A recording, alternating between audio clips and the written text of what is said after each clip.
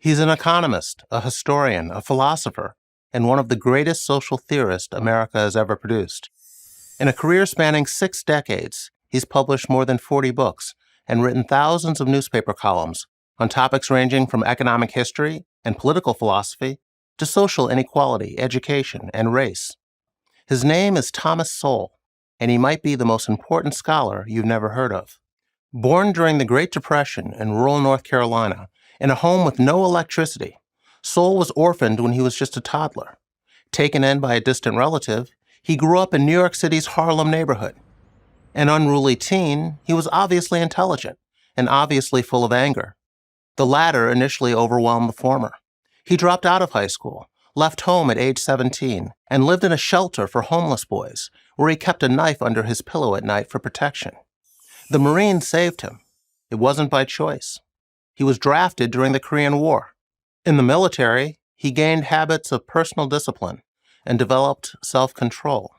He taught pistol shooting and learned photography, which became a lifelong hobby. After leaving the Marines, he went to college on the GI Bill, eventually graduating from Harvard and doing additional studies at the University of Chicago under the guidance of the legendary economist Milton Friedman. He began his intellectual journey as a committed Marxist, but soon reached a life-altering conclusion. Marxism didn't work. After studying the effects of various government regulations, including minimum wage laws, he concluded that free markets were a far better alternative, particularly for disadvantaged groups. Many attempts at redistributing wealth, he later wrote, have ended up redistributing poverty. In the 1960s and 70s, Sowell taught economics at Amherst, Cornell, and UCLA, distinguishing himself as one of the country's top experts on economic history. Since 1980, he's been a senior fellow at the Hoover Institution at Stanford.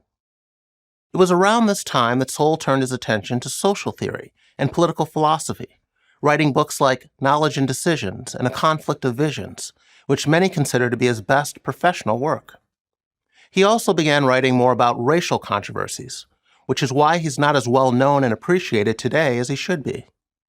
Sowell has been a vocal critic of civil rights leaders and of liberalism's misguided efforts to help the black poor. His targets over the decades have included welfare programs, racial preferences, multiculturalism, and opposition to school choice. Sowell brings the same empirical approach to writing about social policy that he brings to writing about economics. His focus is on the facts and the evidence. The actual results of a policy matter much more to him than the good intentions of politicians and policymakers. This is perfectly captured in his concept of stage 1 thinking. Liberal politicians propose expensive policy solutions and never ask the only questions that really matter. What are the long-term costs and consequences? In other words, what happens beyond stage 1? By the time these costs and consequences fully manifest themselves, and they're usually disastrous, the politicians who originally set the policies in motion are long gone.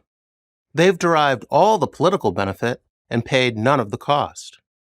In books like Race and Culture, Sowell has demonstrated racial preferences are counterproductive, that political power is not necessary to advance economically, and that racial discrimination cannot be used as a blanket explanation for disparities in employment, education, and income.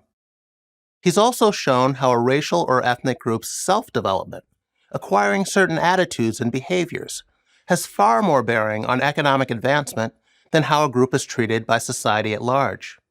The Chinese in Malaysia and the Jews in Eastern Europe are among many examples of minority groups who have risen economically, despite being the targets of bias and discrimination. To those who use racism as an all-purpose explanation for racial inequality, Sowell's views have made him a pariah. Unable to counter his rigorous, evidence-based scholarship, left-leaning intellectuals, political activists, and mainstream media prefer to ignore him. That's why so many people today are aware of names like Ta-Nehisi Coates, Ibram X. Kendi, and Cornel West, but not Thomas Sowell. To say that Sowell has not had the impact he should is not the same as saying he has not had a profound impact on the thinking of a vast number of people. A fan account on Twitter has more than 700,000 followers. Videos of him on YouTube have millions of views. Mention his name to any conservative, and you'll hear soul spoken of in reverential terms. Indeed, he matters today more than ever. That's because we're still debating topics he's written volumes about, like social justice, slavery reparations, and critical race theory. And soul matters because he's that rarest of species, a brave and honest intellectual. We need 100 more just like him. I'm Jason Riley, Senior Fellow at the Manhattan Institute and author of Maverick, a biography of Thomas Sowell, for Prager University.